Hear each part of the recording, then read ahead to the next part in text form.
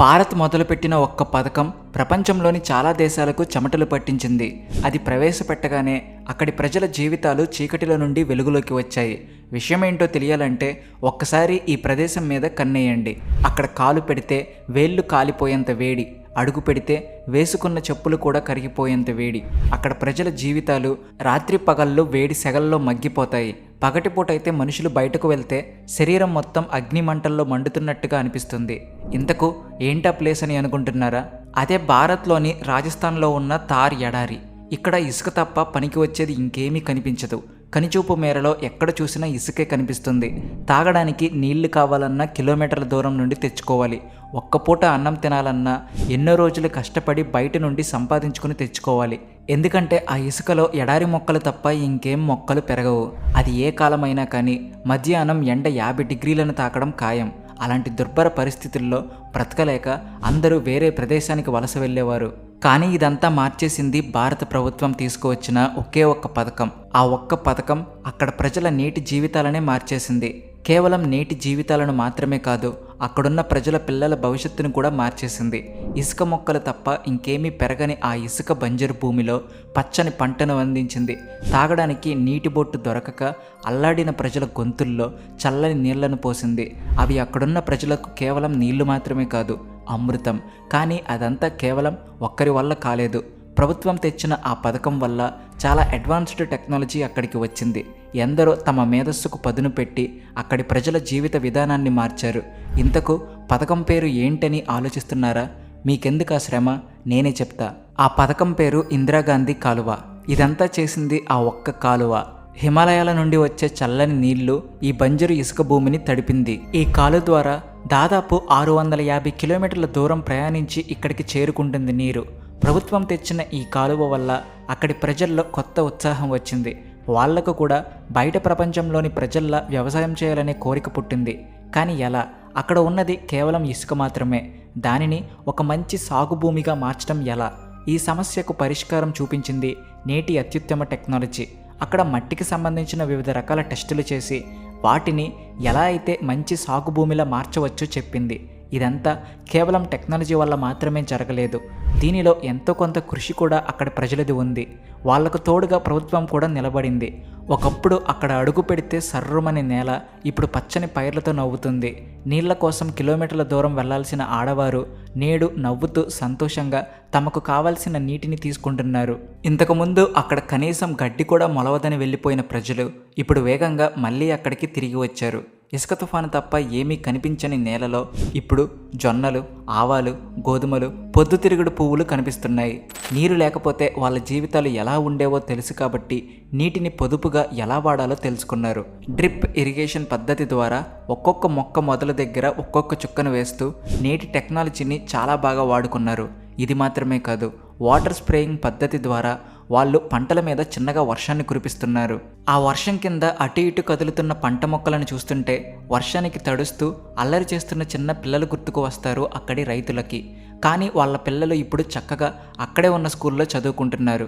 ఈ రెండు పద్ధతులకు కావలసిన పవర్ని ఎలా తెచ్చారో తెలిస్తే మీకు ఆశ్చర్యం కలుగుతుంది. చాలామంది తమ ఆదాయం ఎలా పెంచుకోవాలో తరచుగా అడుగుతూ ఉంటారు. అందుకోసం నేను మీకు ఒక అద్భుతమైన యాప్ గురించి చెప్పాలనుకుంటున్నాను. అదే మార్కెట్ వోల్ఫ్. మార్కెట్ వోల్ఫ్ అనేది సెబీ రిజిస్టర్డ్ యాప్. ఇందులో మీరు కేవలం 99 రూపాయలు చెల్లించి ట్రేడింగ్ మొదలు పెట్టవచ్చు.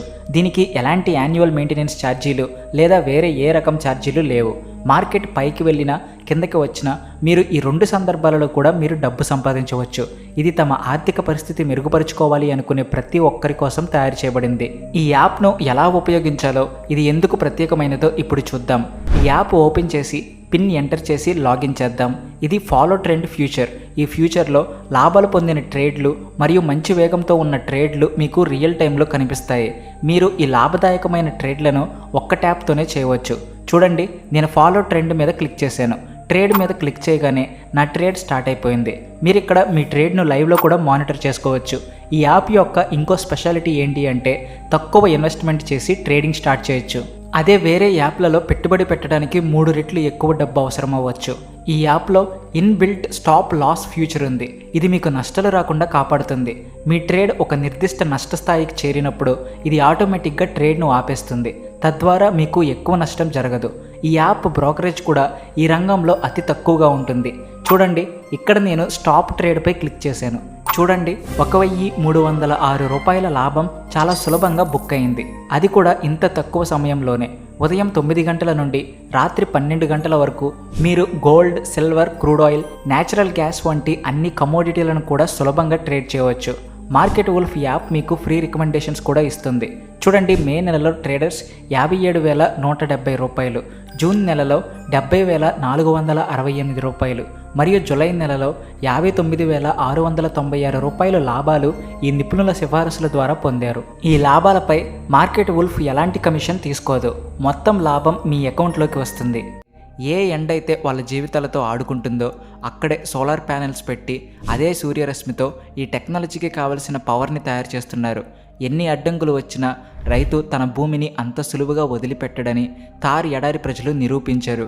ఇప్పుడు దేశంలోని చాలా రాష్ట్రాల చూపు ఇసుకలో బంగారు జీవితం గడుపుతున్న వాళ్ళ మీదే ఉంది. కానీ ఇంత చేసినా ఎక్కడో ఒక దగ్గర చిన్న సమస్య వస్తూనే ఉంటుంది. ఇసుక నేల అవ్వడం వల్ల అక్కడక్కడ నీరు జమ అవుతూ ఉంటాయి. అది మాత్రమే కాదు, అప్పుడప్పుడు నేల పొరల్లో నీటి వల్ల ఉప్పు పొరలు కనిపిస్తాయి. కానీ ఏమి జరిగినా ప్రభుత్వం వెనక్కి తగ్గలేదు, ప్రజలు కూడా వెనక్కి తగ్గలేదు. తమకు తెలిసిన కొత్త కొత్త పద్ధతుల ద్వారా ప్రతి సమస్యను పరిష్కరిస్తున్నారు.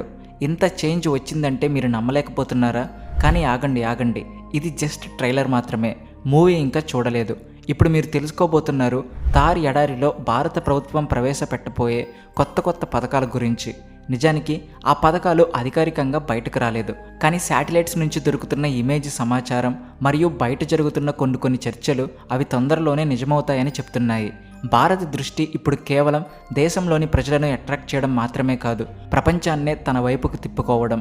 భారత్ యొక్క ఈ ఆలోచన విధానం, దానికి తగ్గట్టుగా భారత్ వేస్తున్న అడుగులు అమెరికా, చైనా లాంటి దేశాలకు చెమటలు పట్టిస్తున్నాయి. ఆ దేశాలను వణికిస్తున్న ఆ పద్ధతులు ఏంటా అని ఆలోచిస్తే ఒకసారి థార్ ఎడారి అంటే మీకేం గుర్తుకు వస్తుందో చెప్పండి? జస్ట్ ఇసుక, అంతే కదా. కానీ ఇప్పుడు అక్కడ ఇసుక మాత్రమే కాదు, పచ్చని పొలాలు, పెద్ద పండ్ల తోటలు, అందమైన పువ్వుల తోటలు కనిపిస్తాయి. వాళ్ళు వాటిని సాగు చేయడానికి ప్రోత్సాహం ఇచ్చింది ఇందిరాగాంధీ కాలువ. ఆ కాలువ మామూలు కాలువ కాదు, అది ఒక స్మార్ట్ సిస్టంతో నీటిని సరఫరా చేస్తున్న కాలువ. ఇందులో అమర్చిన సెన్సార్ ప్రతి బొట్టుని లెక్కగడతాయి. ఎక్కడ ఎంత నీరు అవసరం, ఎటు ఎంత నీరు వెళ్ళాలి అని లెక్కలు వేస్తూ ఉంటాయి. చైనాలోని ఎడారుల్లో 40% నీరు వృధా అవుతుంటే భారత్లో అది కేవలం 5% మాత్రమే.